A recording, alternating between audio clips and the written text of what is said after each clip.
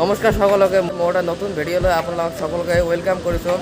তো আজি মই আপোনালোকক দেখুৱাম মহামায়া মন্দিৰ, মানে নামনি অসমৰ এখন হিষ্টৰিকেল প্লেচ হয়। ইফালে মোৰ লগত যাব, ইফালে ধ্ৰুৱ আৰু এজন আছে আহি আছে।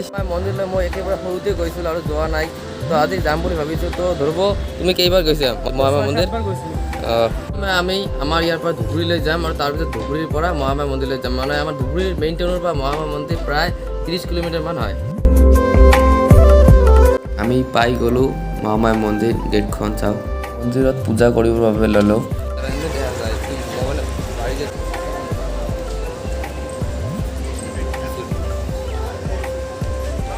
এতিয়া মন্দিৰত আমি সেৱা কৰিবৰ কাৰণে থিয় দি আছোঁ লাইনত।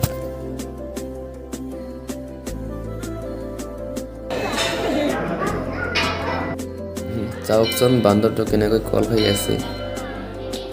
মই বান্দৰবিলাকক কল দি আছোঁ।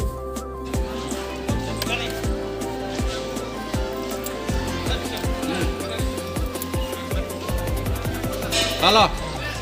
Atur pula lu sama di.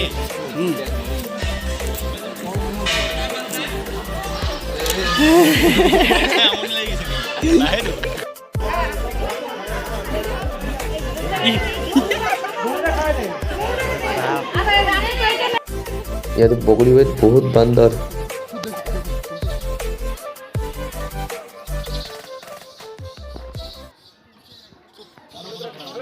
এনেকৈ খটখটি বগাই ওপৰৰ মন্দিৰলৈ উঠি যাব লাগে।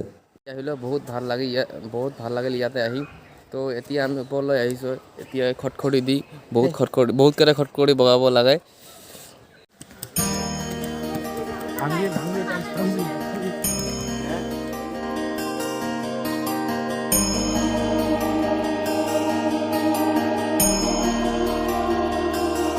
ওপৰত আহি আপোনালোকে এইবিলাক কিনিব পাৰিব।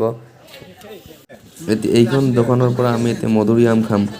ওপৰতে আছে এই দোকানখন মন্দিৰত।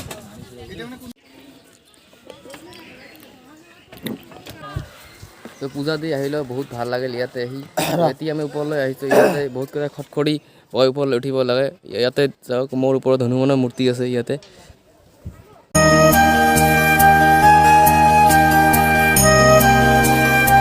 তো এতিয়া আমি এটা সাপৰ ওচৰত আহিবলৈ, এতিয়া চাওক ইয়াতে কিমান ডাঙৰ এটা সাপ আছে।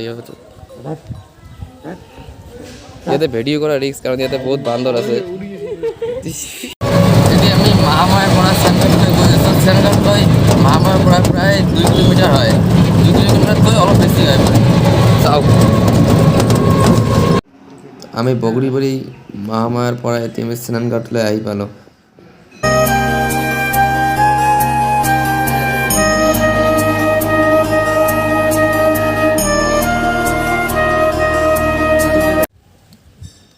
তো এতিয়া আমি গুহাৰ ভিতৰলৈ প্ৰৱেশ কৰিম। চাওক ইয়াতে গুহা দিয়া আছে প্ৰৱেশ। তো ইয়াতে আমি এণ্ট্ৰি মাৰিম। এতিয়া লিখা আছে, গছ জীয়াই থাকিলে মানুহ জীয়াই থাকিব।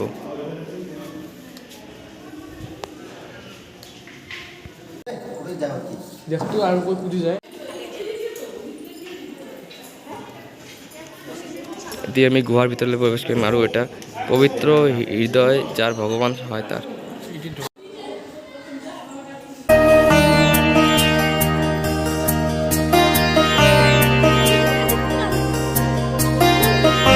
এতিয়া মই আপোনালোকক বহুত ডাঙৰ মূৰ্তি কিছুমান দেখুৱাম। হনুমানৰ মূৰ্তি, সাপৰ মূৰ্তি, এইবিলাক চাওক বহুত ডাঙৰ ইয়াতে বনাই থৈছে। পাৰিলে ইয়ালৈ এবাৰ আহি চাব, বহুত ভাল লাগে। ইয়াতে চাওক বহুত ডাঙৰ, এইটো কেমেৰাত সৰু যেন লাগিব পাৰে, বাট ৰিয়েলত বহুত ডাঙৰ হয়। এটা গছৰ সমান শৰ্ট নাম ভাই।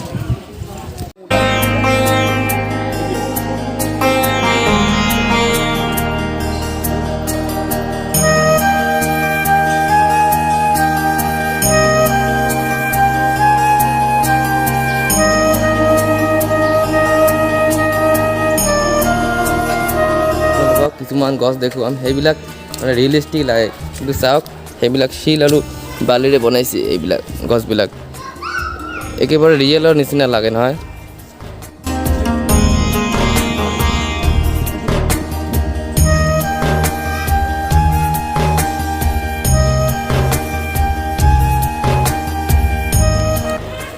এতিয়া আমি এটা গছৰ ভিতৰলৈ সোমাই যাম এই গছটো চাওক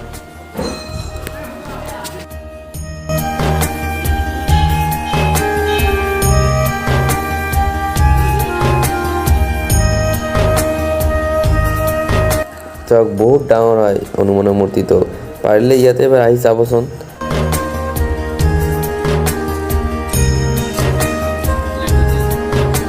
এই বহুত ডাঙৰ এটা হনুমানৰ ভিতৰলৈ যাম ইয়াতে এটা সেৱা কৰি আহোঁ এই যে চাওক হনুমানৰ মূৰ্তি কিমান বহুত ডাঙৰ এইটো আৰু মন্দিৰ ইয়াতে গৈ আমি সেৱা কৰি আহিম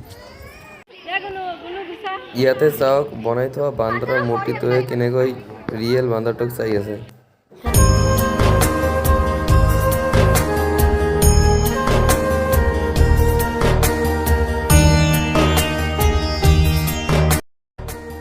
ইয়াতে বহুত ডাঙৰ এটা কাছ আছে বান্দৰ দুটাই ইয়াতে পানী খাই আছে গছডালৰ